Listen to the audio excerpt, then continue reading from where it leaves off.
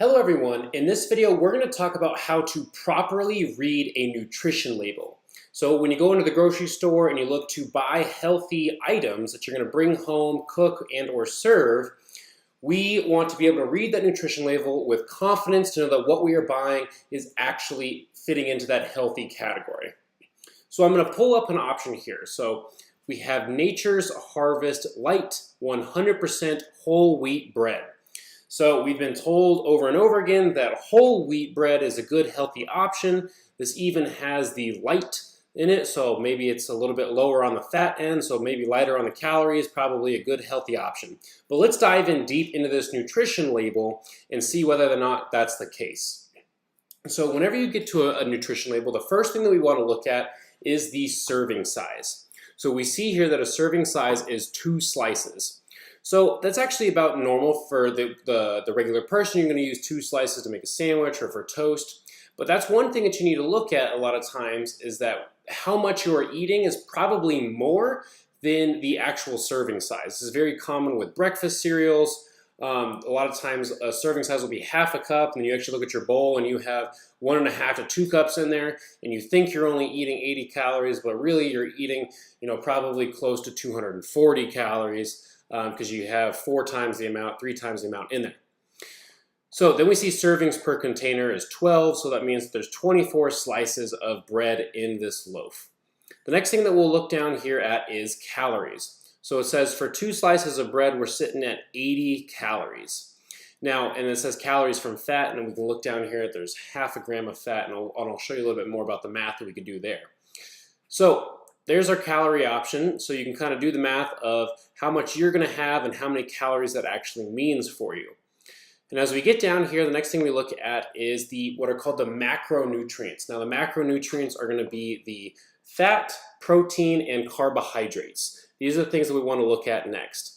The first thing that we'll look at is fat. So we've done videos in the past kind of talking about how we need to get away from that stigma that fat makes you fat or that fat is unhealthy. A lot of times we actually want to worry more about those carbohydrates.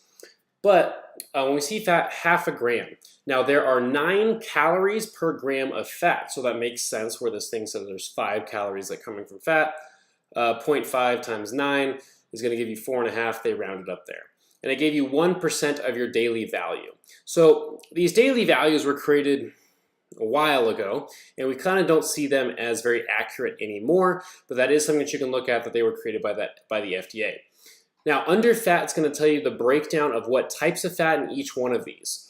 Now we see saturated fat, polyunsaturated fat, monounsaturated fat. So the difference between saturated fat and unsaturated fat is whether or not it is solid at room temperature. Now there's a lot of information out there about what is more healthy for you. We really want to see a balance of all of these in our diet.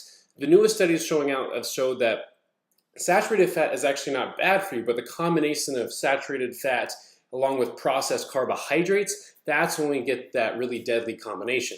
So don't be too afraid if there is fat in the product. Now we see that this bread was called light, so it's going to be lower on the fat end, and actually I'm going to rate it lower on the healthy scale because of that. They're probably going to put some other things in there to make it taste good because they got rid of fat, because we have this stigma against fat. The one thing that we do need to pay attention to is this thing that says trans fat. Now, if we have any trans fat in the product, we do not want to eat this. This is a man-made product. Your body does not know how to process it, and some believe that it has cancer-producing qualities to it. So that is the fat category. Next up, we're going to look at our carbohydrate category. So you're going to bump down a few levels.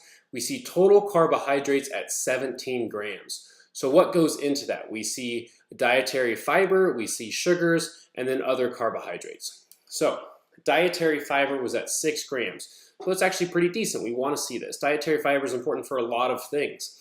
So it's important for a healthy gut biome. It's important for gut motility to get everything moving. What it means by dietary fiber or insoluble fiber is you do not digest this. So think of it as a pipe cleaner for your gut. So it kind of gets down there, gets everything moving. It's actually very healthy for you. One thing that we look at though is that since you don't digest it, it doesn't go towards calories. So while the total carbohydrates are at 17, 6 of those won't be digested, so the net carbohydrates will be 11 grams. And so you can think of 11 grams of carbohydrates are actually going to be converted into calories. Now, out of those, only 1 gram of that was sugar. Now, that's going to be from added sugar. Now, that still doesn't mean that the rest of this thing might not be sugar. In fact, all carbohydrates really break down into glucose, which is sugar. So just because this has 1 gram of sugar, there's still 10 other grams of carbohydrates that will be broken down into sugar. The next thing that we want to look at is protein. So the protein has 6 grams here. As we talked about in the past, like for your daily goal for protein should be around 0.8 to 1 gram of protein per pound of body weight if you're looking to gain muscle. So 6 grams really isn't going to do a lot to get you there, but there is protein in this bread. The other things that we see up here are going to be the cholesterol and sodium. So since there are no animal products in this is going to have 0 cholesterol. But when we look at that too, we don't want to be afraid of cholesterol. If your body has or if you are genetically inclined to hold on to cholesterol, that might be something that you need to look at in your diet. But if you're not, if you don't have high cholesterol, we actually probably encourage you to eat more cholesterol. Cholesterol is actually a steroid, and it is the precursor to a lot of the hormones that we need in our body. And when we look at sodium, sodium kind of got a bad rep just like fat did, where it was said to raise blood pressure and exacerbate just hypertension problems. But really, sodium is actually a very important thing that we need in our diet, especially as summer is starting to come up and we're going to be sweating more and losing some salt. We need to make sure that we are adding in sodium into our diet. If you are an athlete, you need to definitely make sure that you are getting in enough sodium. It can be huge for athletic performance. So that's that kind of top section up there. Those are our macronutrients along with cholesterol and sodium. When we look down here at the bottom, we see our micronutrients. So these are going to be our vitamins and minerals. So this one can kind of give you a rough estimate of what you need here on the right, but really we would probably need more than anything it's going to recommend. So we see all of our vitamins here. We see things like iron, niacin, that's going to be your B vitamins. We see folic acid. So we want to aim for things that are more nutrient dense. So we want to see these numbers be as high as possible while seeing that calorie number be as low as possible. So hopefully you can run through that and realize kind of like what are the actual nutrients in your food. Now let's get into like the little more complicated stuff down low, and you're going to see other ingredients where maybe it just says ingredients. Now this is a loaf of bread. So I'm not really sure, I've never made bread before, but I really don't think there's that many ingredients in bread. Probably water, wheat, eggs, yeast, and that's probably about it. Yeah, wheat flour, right? So I count 4 things. We'll round up to 5 things you probably need to make bread. I see probably 30 things down here on this list. So let's go through these. Whole wheat flour, that's probably necessary to make bread. Wheat, that's necessary. Now wheat gluten, so they needed to add in some extra gluten. So gluten is one of those things that many people have an aversion to. They can cause a lot of gut inflammation. It's not that case for every single American, but why add it in? Then we get into cellulose fiber. I'm actually not sure what that is. Then we get modified wheat starch, so another starch that probably doesn't need to be in there, and especially since it's been modified and processed. Yeast, that's necessary. Sugar, that's not necessary. Wheat bran, not necessary, but not exactly bad. Salt, not bad. Molasses, so more sugar. Grain vinegar, I'm actually not sure what that does. We have a preservative here. We have natural flavoring, so we don't really know what that is. Is that datum? D-A-T-E-M? Soybean oil, definitely don't want that in there. Calcium sulfate, that's not too bad.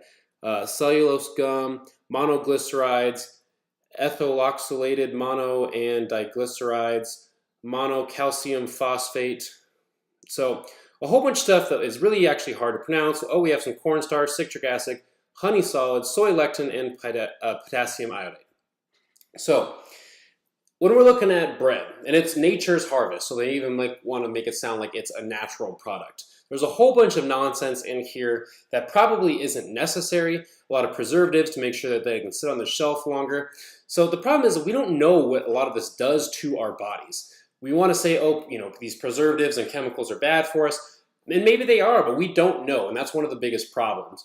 So, when we look at Endomath, we actually want to just focus on what information is actually available to us. And what we know is that for the longest time, humans weren't eating these things and they weren't experiencing a lot of the problems that we're having now.